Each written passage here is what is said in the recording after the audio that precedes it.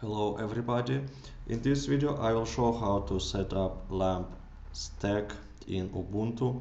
LAMP means Linux, Apache, MySQL, PHP. So let's install basic LAMP stack by typing this command sudo apt-get install and then Apache 2 mysql-server space php5 space php5 dash MySQL. This is PHP5 module to connect from PHP code to MySQL server. If you need to set up any other PHP5 modules, you can do it anytime later. So here I will just press enter. And let's confirm the installation by pressing Y. During the installation you will be prompted to enter root password for MySQL root user. For this tutorial I will just use very simple password. Do not do that in production. Installation has been completed and now let's run additional command sudo mysql_secure installation. Press enter and we will secure MySQL server installation. It will prompt you to enter root password, current root password. And if you are using production deployment, it is strongly recommended to use strong password for the root. For now I will just say no, do not change it. Remove anonymous users, yes. Disallow root login remotely, definitely yes. Remove test databases, yes. And reload privileged tables, yes. So we've just set up our LAMP server, basic server, and I will open up the browser to show you how default website looks, so we can access it from the local host. It is not available remotely yet, so it is only serving from localhost by default. So to open it up, type in localhost, press enter, and you will see the default page of our default website, of Apache website. And let's go back to terminal and I will show you some additional things that you need to know in order to manage your LAMP server. So first thing that you need to know is where the configuration of your default website is located. Type in sudo nano /c apache 2 sites available, and here you can have lots of different configurations, but the default one is 000 default because we are not using SSL for now. Press enter, and here you can edit the configuration of this particular web host, which is the default website for now. Here you can also set server name by uncommenting it, removing hash sign if you have your own domain name, so that how you can access it remotely. I will just exit from this file. I do not need to save it.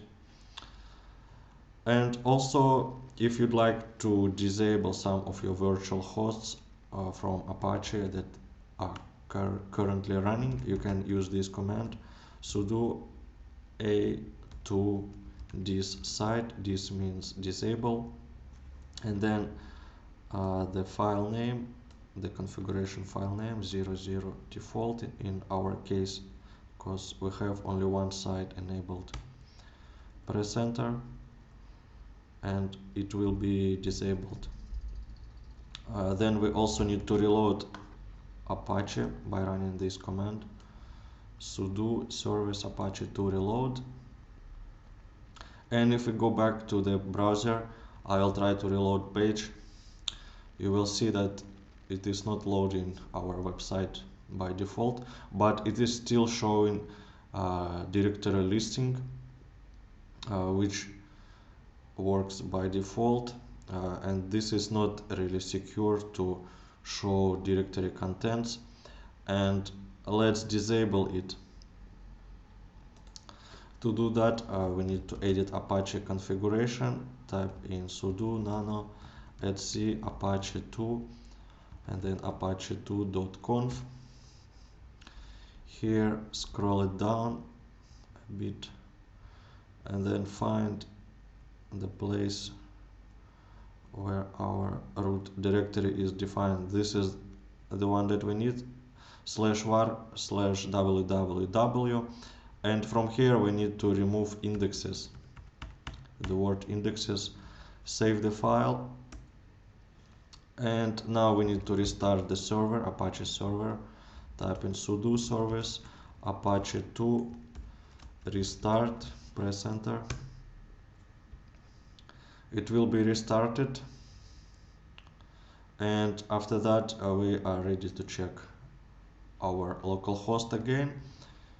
If you will try to refresh, you will see forbidden error, which is great, so nobody can list our directories on the web server.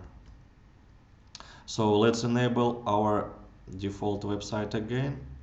To do that, type in sudo a2n site and means enable, and then the file name, the configuration file name 000 default, press enter, and it will be enabled. After that we need to reload Apache again, sudo service apache2 reload, press enter, and if we try to refresh it, you will see again we have our website working. And next, also we need to know where to edit the actual files of our website. So as you might already notice that the directory, the root directory for the files is located here, ls, let's get listing of it, var www, and here the directory of our default website, and let's navigate to it by typing cd var and www html. If we will get listing, you will see that there is only one file, which is index. You can edit it if you'd like to, but to make sure that our LAMP stack is fully functioning, I will create some test PHP file. I will call it test.php.php. Let's create it using nano.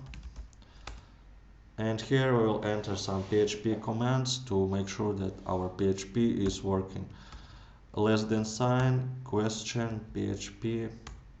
On the next line, type in PHP info, brackets, semicolon, and at the last line, type in question, $sign. Save the file and exit. So now we can try accessing that file to test our PHP. Type in /test.php.php, press enter, and you will see all configuration for our PHP, all environment variables, modules that are loaded. So PHP working fine. Don't forget to remove that file from the production, because it is not secure to expose this information to anybody. I will go back to the terminal, and let's also test our MySQL connection. Let's create another file, test mysql.php. Again, we need to enter some PHP commands, and here let's create a variable called con.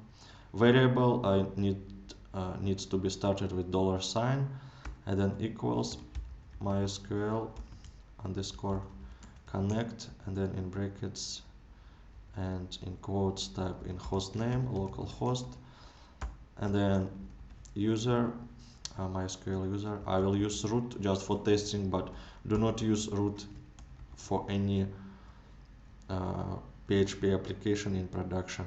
Just create another user for the application, and then the root password. In my case, it is very simple. And then if con, so if we have connection, let's output something.